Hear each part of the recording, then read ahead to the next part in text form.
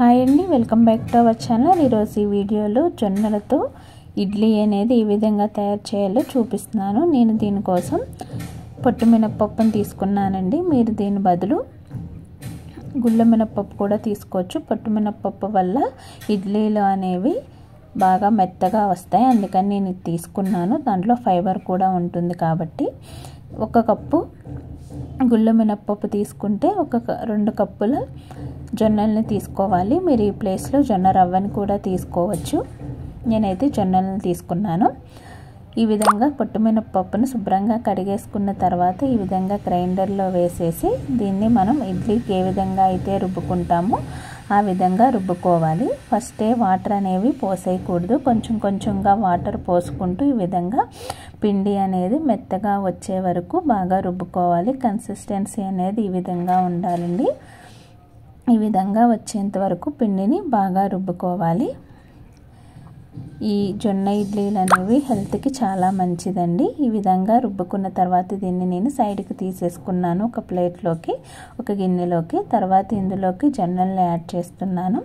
జొన్నల్ని మనం యాడ్ చేసినప్పుడు first water అనేవి అసలు వేయకూడదండి, ఎందుకంటే వాటర్ వేస్తే అవి సరిగా నలగవు అనమాట. కొంచెం చూసుకుంటూ వాటర్ని అడ్జస్ట్ చేసుకుంటూ మనం వాటర్ అనేది పోసుకోవాలి. జొన్నల్ని తీసుకుంటే కొంచెం కేర్ఫుల్గా ఈ విధంగా చూసుకుంటూ జొన్నల్ని కొంచెం నలిగేంత వరకు కూడా వాటర్ని తక్కువ పోసుకోవాలి. కొంచెం నలిగిన తర్వాత కొంచెం వాటర్ని యాడ్ చేసుకోవాలి. ఇది మనకి రవ్వలాగా అవ్వాలండి, బాగా మెత్తగా అయిపోకూడదు. దీన్ని మీరు మిక్సీ జార్లో కూడా వేసుకోవచ్చు, అయితే వాటర్ని అనేది చూసుకుంటూ వేసుకోవాలి. ఈ విధంగా మనకి కొంచెం రవ్వగా వచ్చేంత వరకు మనం దీన్ని రుబ్బుకోవాలన్నమాట. ఈ విధంగా రవ్వని మనం తయారు చేసుకోవడం వల్ల హెల్త్కి చాలా మంచిది. ఈ విధంగా చూసారు కదా, ఈ విధంగా రవ్వగా ఉండాలి, మెత్తగా అవ్వకూడదు. రవ్వగా ఉండడం వల్ల మనకి ఇడ్లీలు అనేవి బాగా వస్తాయి, గట్టిగా రాకుండా ఉంటాయి అన్నమాట. ఈ విధంగా చేయలేని వారు జొన్న రవ్వని తీసుకుంటే మీకు ఇంకా ఇడ్లీలు బాగా మామూలు ఇడ్లీలు ఏ విధంగా వస్తాయో ఆ విధంగా వస్తాయి. రవ్వ అనేది ఈ విధంగా అవ్వాలండి. రవ్వ తీసుకున్నట్లయితే మనం దాన్ని ఒక 4-5 అవర్స్ నానబెట్టాలి. జొన్నల్ని కూడా మనం 8 అవర్స్ నానబెట్టాలండి.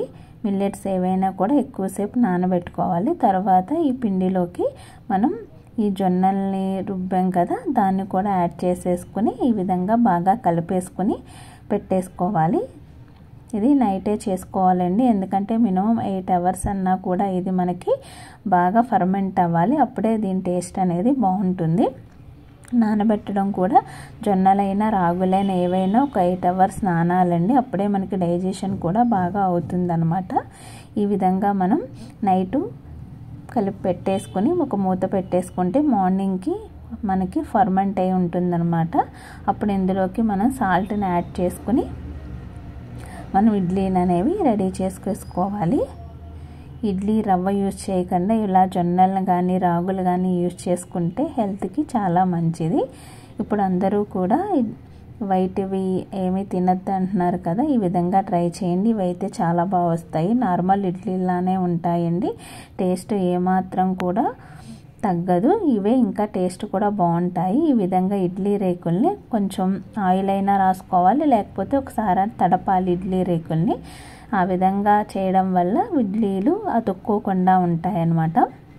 ఈ విధంగా మనం ఇడ్లీ పాత్రలో 1 గ్లాస్ వాటర్ పోసేసుకుని నార్మల్ ఇడ్లీలు ఏ విధంగా ఉడకబెట్టుకుంటామో ఆ విధంగా ఉడకబెట్టుకోవాలి.